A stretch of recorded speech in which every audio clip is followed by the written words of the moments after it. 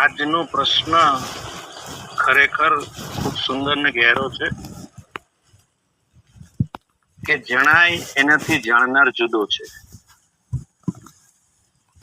બસ આ વાત જો પકડી જાય ને બરાબર, તો જે જણાય એને પોતાનાથી દૂર કરતા જ.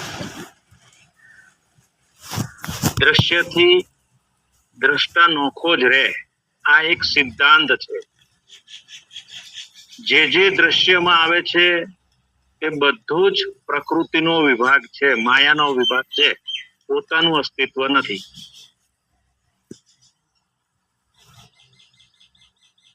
એટલે જો સહજ અને સરળ રીતે અને વ્યવહારિક દ્રષ્ટિથી પણ આપણે જોવા જઈએ તો પણ આપણને સમજાય કે જે દેખાય છે એનાથી દેખવા વાળો જુદો છે. આપણે એ સિદ્ધાંતને પકડી અને આજે વેદાંતિક નિયમો અનુસાર આપણે શું છીએ, કેવા છીએ, કઈ રીતે જુદા છીએ એ સમજવાનો પ્રયત્ન કરીએ. આંખો દ્વારા આપણે સંસારને જોઈએ છે, તો અહીંયા આંખ છે દ્રષ્ટા બની ગઈ અને સંસાર એ દ્રશ્ય બની. જે દ્રશ્યમાં આવે એને આપણે હટાવતા જઈએ અને એ આપણું અસ્તિત્વ નથી. જે દ્રષ્ટા છે એ આપણું અસ્તિત્વ છે, એમ સમજતા સમજતા એક સ્ટેપ આપણે આગળ વધીએ. તો આંખો દ્વારા જે આ જગતને જોઈએ છે, તો આંખો ત્યાં દ્રષ્ટા બની ગઈ અને જગત દ્રશ્ય બની ગયું. એટલે જગત પ્રકૃતિનો માયાનો વિભાગ છે, જગત એવું નથી એ વસ્તુ નિશ્ચિત થઈ ગઈ. હવે આગળ વધીએ તો માનો કે 5 વ્યક્તિ બેઠી છે, સત્સંગ ચાલી રહ્યો છે અને આગળ રોડ ઉપરથી કોઈ એક વ્યક્તિ પસાર થઈ રહી છે, ત્યારે આપણી એક દ્રષ્ટિ ત્યાં જઈને પાછી આવી જાય. અહીંયા સત્સંગનું શ્રવણ તો થતું હોય, પણ દ્રષ્ટિ, આપણી આંખો, એમાંથી જે નીકળતી કિરણો, એ દ્રષ્ટિ ત્યાં જઈને પાછી આવી જાય. અને એ એક જ વ્યક્તિ જાણતી હોય કે અહીંયાથી ફલાણી વ્યક્તિ પસાર થઈ અને આ બાજુથી આ બાજુ ગઈ. બાકી બધાનું ધ્યાન ત્યાં ન હોય એટલે કોઈને ખબર ના પડે, પણ એને તો ખબર પડી. તો અહીંયા એક વસ્તુ ઓર જોઈએ આપણે કે જે સામેથી પસાર થયું હતું એ પણ દ્રશ્ય હતું અને આપણી દ્રષ્ટિ ત્યાં જઈને પાછી આવી એને પણ જાણનાર અંદરથી અલગ છે. તો એ કોણ અલગ છે, કોણે જાણ્યું? તો ત્યાં આગળ આપણું મન દ્રષ્ટા બની જાય છે અને મારી આંખો ત્યાં જઈને, મારી દ્રષ્ટિ, આંખો દ્વારા દ્રષ્ટિ ત્યાં જઈને પાછી આવી, એ જાણનાર ત્યાં મન છે. મન દ્વારા ખબર પડે છે કે મારી દ્રષ્ટિ ત્યાં ગઈ હતી અને ત્યાંથી પાછી આવી. તો મન ત્યાં દ્રષ્ટા બની ગયું અને આંખો એ દ્રશ્યમાં આવી ગયું. એટલે આંખ દ્રશ્યમાં આવ્યું એટલે આંખે આખું સ્થૂળ દેહ, હાથ, પગ, મોઢું બધું જ દ્રશ્યમાં આવી. મન સૂક્ષ્મ શરીર છે અને સ્થૂળ દેહ છે એ જળ શરીર અલગ છે. તો આખે આખું જળ શરીર એ દ્રશ્યમાં આવ્યું અને મન સૂક્ષ્મ શરીર દ્વારા આપણે આ દેહને જોઈ શકીએ છીએ. એટલે દેહ પ્રકૃતિનો અને માયાનો વિભાગ છે. હવે આપણે આપણા અસ્તિત્વને મન સુધી લાવીને ઉભા રહ્યા. હવે થોડુંક વધારે ચિંતન મનનથી જોઈએ તો મન ક્યારેક ઉદાસીન થાય છે, મન ક્યારેક ક્રોધને પકડે છે, મન ક્યારેક વિકારી બને છે, મન ક્યારેક લોભી બને છે અને મન ક્યારેક આનંદિત પણ થાય છે. આ બધા જ પરિવર્તનો મનના છે. ક્યારેક મન સંકલ્પ કરે ને ક્યારેક વિકલ્પ ઉભા કરે, ક્યારેક પોઝિટિવ વિચારે ને ક્યારેક નેગેટિવ વિચારે. આ બધા જ પરિવર્તનો અથવા તો મનની જે દશા છે એને આપણે અંદરથી જાણીએ છીએ. એટલે જે જાણનાર છે એ દ્રષ્ટા છે અને જે જણાય છે એ દ્રશ્ય છે અને જે દ્રશ્યમાં આવે બધું પ્રકૃતિનો ને માયાનો વિભાગ. જેમાં જેમાં પરિવર્તન થતું હોય એ બધો જ પ્રકૃતિનો ને માયાનો વિભાગ. કારણ કે વિકાર પ્રકૃતિમાં છે, આત્મામાં નથી. એ જ રીતે આપણે જોઈએ તો મનને જાણનાર કોણ છે અંદરથી? થોડું વધારે સૂક્ષ્મ દ્રષ્ટિથી જોઈએ તો ખબર પડે કે આપણે આપણી બુદ્ધિ દ્વારા નિર્ણય કરીએ છીએ કે મારું મન આજે ઉદાસીન છે, કે મારું મન આજે ક્રોધી છે, કે મારું મન આજે લોભી છે, કે મારું મન આજે આનંદિત છે, કે મારું મન સંકલ્પો કર્યા કરે છે, કે મારું મન વિકલ્પો ઉભા કરે છે, મારું મન પોઝિટિવ વિચારે છે, કે મારું મન નેગેટિવ વિચારે છે, કે ઉદાસીન થઈને બેઠું છે. આ બધા જ પરિવર્તનોને જે જાણે છે એ દ્રષ્ટા છે, અને એ આપણે બુદ્ધિ દ્વારા નિર્ણય કરીએ છીએ. એટલે હવે આપણે ત્યાંથી મનથી ખસી બુદ્ધિ પર આવીને ઉભા રહ્યા. કારણ કે મન દ્રશ્યમાં આવ્યું તો મન પ્રકૃતિનો વિભાગ, માયાનો વિભાગ, એ આપણું અસ્તિત્વ નથી. હવે આપણે બુદ્ધિ વિશે વિચારીએ કે શું ખરેખર બુદ્ધિ એ હું છું કે હજી બુદ્ધિથી આગળ કઈ બીજું છે? તો એ પણ આપણને ખબર પડશે કે ઘણી જગ્યાએ બુદ્ધિ કામ કરે છે ને ઘણી જગ્યાએ બુદ્ધિ કામ નથી કરતી. આપણે ખુદ બોલીએ છીએ, કોઈ એવો વિષય આવે તો આપણે એમ કહીએ કે આમાં મારી બુદ્ધિ કામ ના કરે. ગામડાનો ખેડૂ માણસ હોય અને શહેરનો કોઈ માણસ અંગ્રેજી બોલતો હોય તો કે ઈ કઈક અંગ્રેજીમાં વાતો કરતો હતો એટલે મને કઈ સમજણ પડી નહીં. અથવા તો ગામડાના ખેડૂને ખેતીની કોઈ વાત કરતા હોય અને શહેરમાં ઉછરેલો ને શહેરમાં જીવન જીવેલો માણસ હોય એ કઈ ખેતીની વાતો કરે કે એના ઓજારોની વાતો કરે કે એના ઋતુઓની વાતો કરે કે એના પાકની વાતો કરે, એ કઈ શહેરના માણસને ખબર પડે નહીં.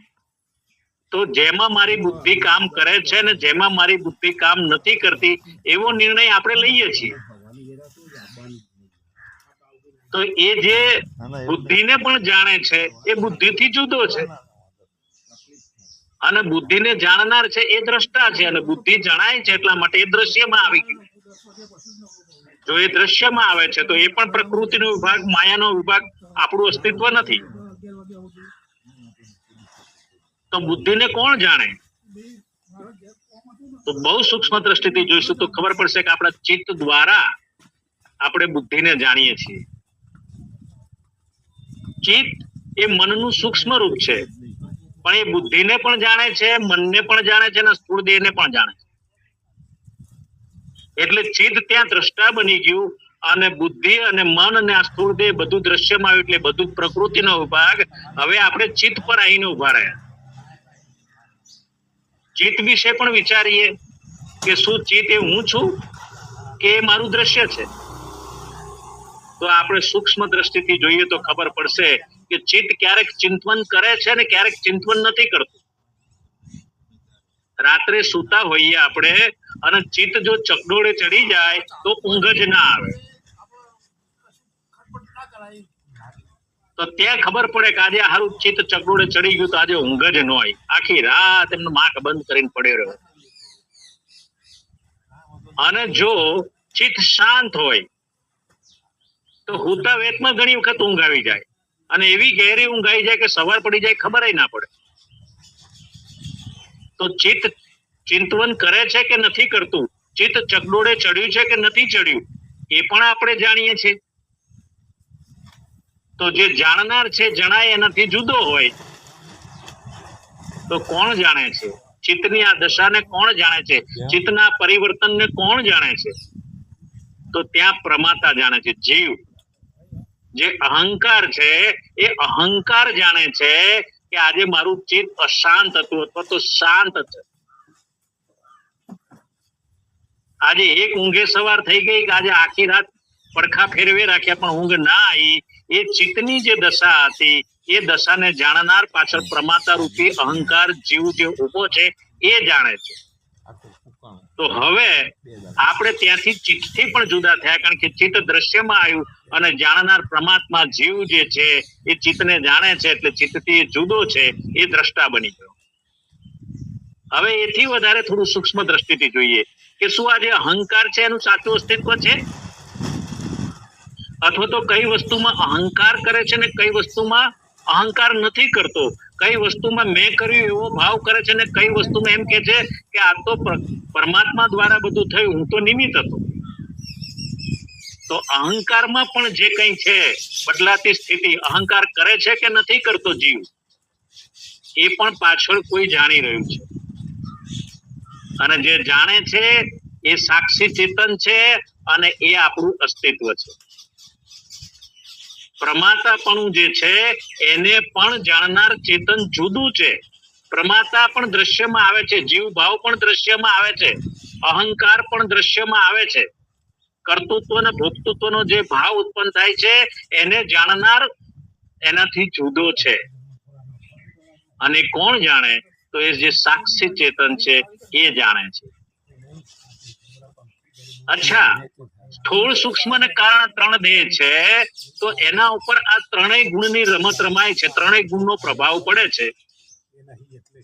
તો એને જાણનાર કોણ છે? આપણને અત્યારે ખ્યાલ આવે કે આપણી મન બુદ્ધિ અને આ જે કઈ સત્સંગ સભામાં સાંભળી રહેલા જીવાત્માઓ કે પ્રમાતાઓ, એ અત્યારે સતોગુણના પ્રભાવમાં છે. રજોગુણ અને તમોગુણ દબાયેલો છે, પણ સતોગુણના પ્રભાવમાં છે એવું જાણનાર પણ સતોગુણથી જુદો છે. જે જાણે છે એ દ્રષ્ટા છે, જે જણાય છે એ દ્રશ્ય છે. સત્સંગ જ્યારે ન હોય અને વ્યવહારિક સત્તામાં આવીએ અને કોઈ કામકાજમાં પૂરવાઈએ તો ત્યારે રજોગુણ ઉપર હાવી થાય, સતોગુણ ને તમોગુણ દબાયેલું રહે છે. અને જ્યારે વ્યવહારિક સત્તામાંથી પણ બહાર નીકળીએ અને ખાઈએ પીએ, ભોગ વિલાસ કરીએ, આનંદ કરીએ, આરામ કરીએ, ત્યારે તમોગુણ ઉપર હોય, રજોગુણ ને સતોગુણ દબાયેલો હોય. તો આ 3 ગુણનો પ્રભાવ ક્યારે આપણા પર છે એ પણ આપણે જાણીએ છીએ. અને જે જણાય છે તે દ્રષ્ટા છે. જાણનાર છે તે દ્રષ્ટા છે, જણાય છે તે દ્રશ્ય છે. એટલે કે પ્રકૃતિનો વિભાગ છે, માયાનો વિભાગ છે. એ પણ આપણું અસ્તિત્વ નથી. હવે જે જાણવા વાળો છે 3 ગુણને, અહંકારને, ચિત્તને, બુદ્ધિને, મનને અને સ્થૂળ દેહને, એને આપણે સાક્ષી કહીએ છીએ. એ જે સાક્ષી છે એ આ બધાથી જુદો છે અને એ દ્રષ્ટા છે, આ બધું દ્રશ્ય છે. હવે જે દ્રશ્ય છે તો પ્રકૃતિનો વિભાગ, માયાનો વિભાગ, એ વસ્તુ સ્પષ્ટ થઈ ગઈ. હવે સાક્ષી જે છે એ પરિચ્છિન્નતામાં કેદ છે, ત્યાં સુધી હજી એને અજ્ઞાન દૂર થયું નથી. ભલે સાક્ષી કોઈ વસ્તુ સાથે ભળતો નથી, એ જુદો જ રહે છે, પણ પ્રમાતા ઉભો છે ને, કરતા ભોગતા ઉભો છે ને. ચિત્ત ચિંતન કરે છે, બુદ્ધિ નિર્ણય કરે છે, મન સંકલ્પ વિકલ્પ કરે છે અને સ્થૂળ દેહની ઇન્દ્રિયો ક્રિયા કરે છે. આ બધાને જાણવા વાળો જે સાક્ષી છે એ સાક્ષી દ્રષ્ટા એ આ બધાથી જુદો છે. અને એ સાક્ષી જ્યારે પરિચ્છિન્નતા અને દેશકાળથી મુક્ત થાય, એટલે કે એક દેહની અંદર રહીને પોતાના જ મન બુદ્ધિ ઇન્દ્રિયોને જાણે, ત્યાં સુધી એ સાક્ષી.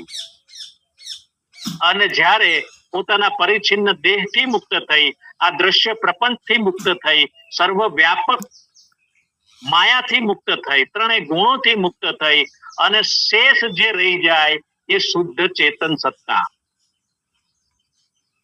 અને એ પોતાનું અસ્તિત્વ છે.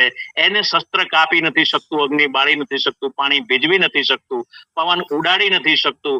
અને એ અણુ અણુને કણે કણ બધું એની અંદર સમાયેલું છે, એના થકી પ્રતીત થઈ રહ્યું છે. અને એ આપણું પૂર્ણ શુદ્ધ સ્વરૂપ છે. એમાં કઈ પરિવર્તન નથી. પરિવર્તન પ્રકૃતિમાં ને માયામાં છે. 6 પ્રકારના વિકારો જે લાગે છે એ પ્રકૃતિને ને માયાને લાગે છે. જન્મે વધે, સ્થિતિ કરે, લય થાય, રોગી થાય, નષ્ટ થાય. પણ જેમાં કોઈ પરિવર્તન નથી, જે નિત્ય છે, અવિરંત છે, શાશ્વત છે, અભય પદમાં સ્થિત છે, અદ્વૈત અખંડ એક સત્તા માત્ર છે, તે આપણા બધાનું વાસ્તવિક અસ્તિત્વ છે. આપણે બધા ત્યાં બધા નથી રહેતા, અદ્વૈત અખંડ એક સત્તા એકલી રહે છે. અને અદ્વૈત અખંડ જે સત્તા છે એ જ આપણા બધાનું મૂળ અસ્તિત્વ છે. પણ એનું જેમ છે તેમ અનુભવ કરી લીધો, એને પછી આ બધા સાથે લપેટાવાની જરૂર રહેતી નથી. સ્વામીજીએ કીધું કે કોઈ અજ્ઞાન અને જ્ઞાન આ બંને વચ્ચે અંતર માત્ર એટલું છે કે આ પ્રકૃતિના પંચમહાભૂતના પૂતળાને જો આપણે હું કરે રાખીશું તો એ અજ્ઞાન, દેહમાં થતી ક્રિયાને જો મારી ક્રિયા સમજીશું તો એ અજ્ઞાન, એ પ્રમાતાપણું, એ જીવપણું. પણ આ બધું માયાકૃત છે, મારે એની સાથે કઈ જ લેવા દેવા નથી, તો એ જ્ઞાન. એટલે અજ્ઞાન ત્યાં દૂર થયું કહેવાય અને પોતાના સ્વરૂપમાં એ સ્થિત થયો કહેવાય.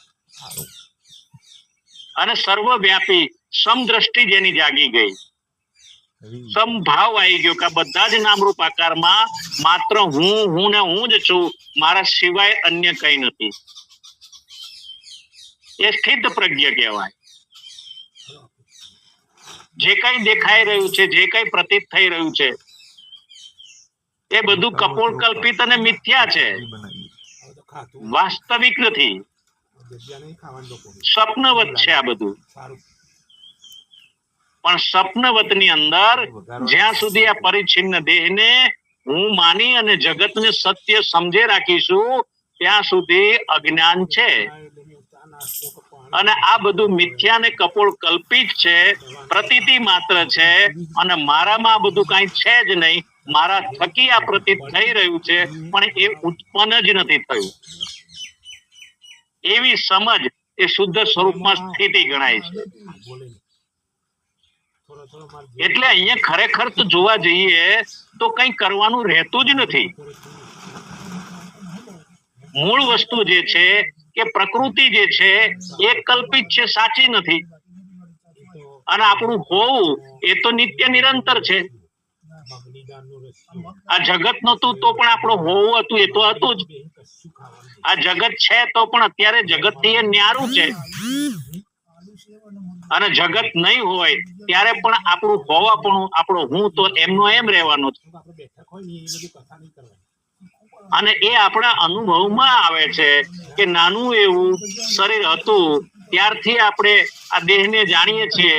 અને ધીરે ધીરે ધીરે ધીરે ધીરે ધીરે ધીરે દેહ મોટો થાય છે, યુવાન અવસ્થામાં આવે છે ત્યારે હું તો એનો એ રહે છે.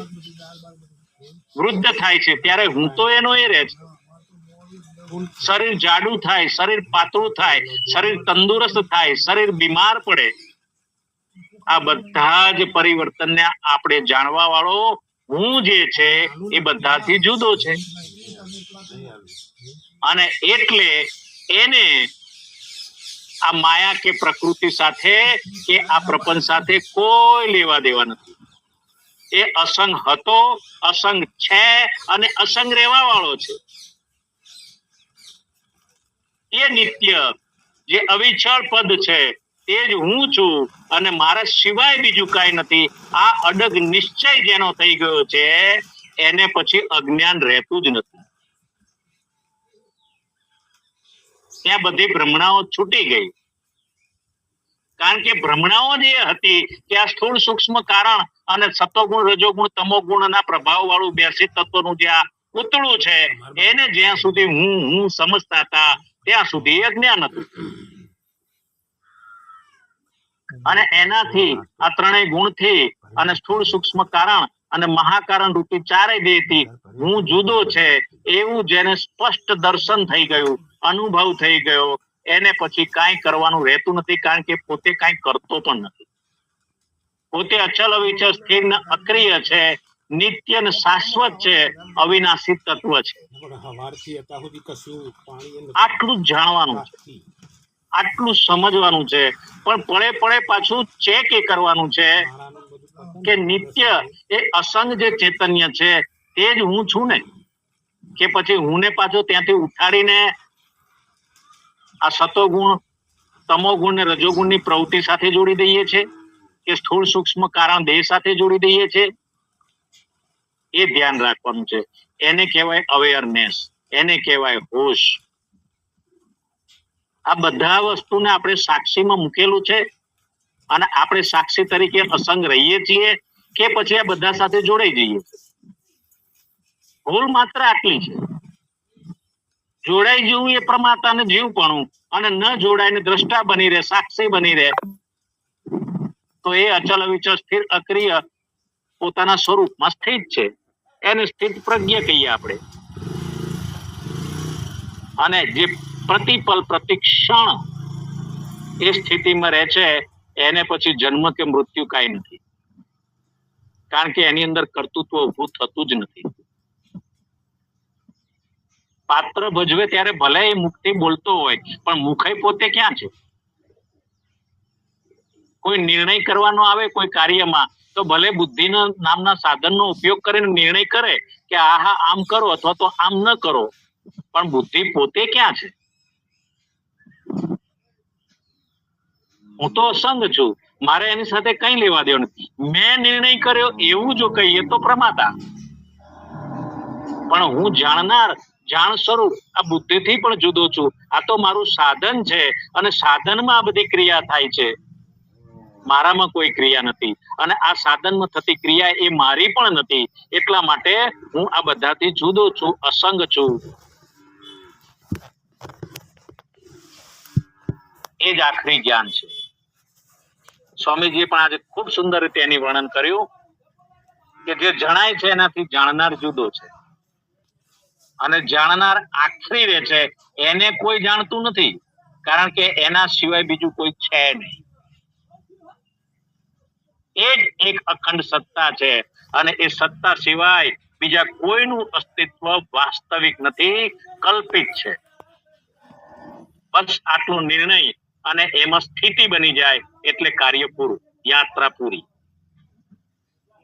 એટલે જ આપણે ગઈકાલે પણ સત્સંગમાં વાત કરી હતી કે કોઈ 10,000 વર્ષ તપશ્ચર્યા કરે કે 10 લાખ વર્ષ તપશ્ચર્યા કરે, પણ મેં આટલું તપ કર્યું એટલું જો એને ભાન રહેતું હોય અને હું અસંગ છું એવું એને ખ્યાલ ના હોય, તો એ ત્યાં પણ પ્રમાતા જ છે, જીવ જ છે, એ કરતા ભોગતા વાળો છે. અને હુંમાં તો કોઈ ક્રિયા સંભવતી જ નથી. નિત્ય અચલ વિચલ સ્થિર અક્રિય છે એવું જાણવા વાળો અત્યારે હાલ પણ જીવન મુક્ત જ છે. એને કોઈ કર્મ બાંધી શકતા નથી, કોઈ પાપ પુણ્ય એને અડતું નથી. એનું કારણ શરીર ખાલી ખટ છે, માત્ર પ્રારબ્ધ એકલું ઊભું છે. અને એ પ્રારબ્ધ જ્યારે દેહ શાંત થઈ જશે એટલે એ વિદેહ મુક્તિ થઈ ગયો. જીવન મુક્ત તો હોય જ છે. જ્ઞાન થયું, અજ્ઞાન દૂર થયું, ભ્રમણા છૂટી ગઈ એટલે પોતે જીવન મુક્ત તો ત્યારે જ છે. પછી દેહ સાથે એને કોઈ લેવા દેવા રહેતી નથી. પણ દેહ કમાનમાંથી નીકળેલા તીર છે, એટલે કે એનું પ્રારબ્ધ નક્કી હતું ત્યાં સુધી એ શ્વાસ લેશે અને શ્વાસ છોડશે. ઇન્દ્રિયોમાં ક્રિયા થશે, મન સંકલ્પ વિકલ્પ પણ કરશે, બુદ્ધિ નિર્ણય પણ કરશે, ચિત્ત ચિંતન પણ કરશે. સતો ગુણ રજો ગુણ ત્રણેય ગુણને પ્રભાવ આ સ્થૂળ સૂક્ષ્મ કારણ ઉપર પડશે, અને એ બધી ક્રિયા કરતો હોવા છતાં એ નિત્ય મુક્ત છે.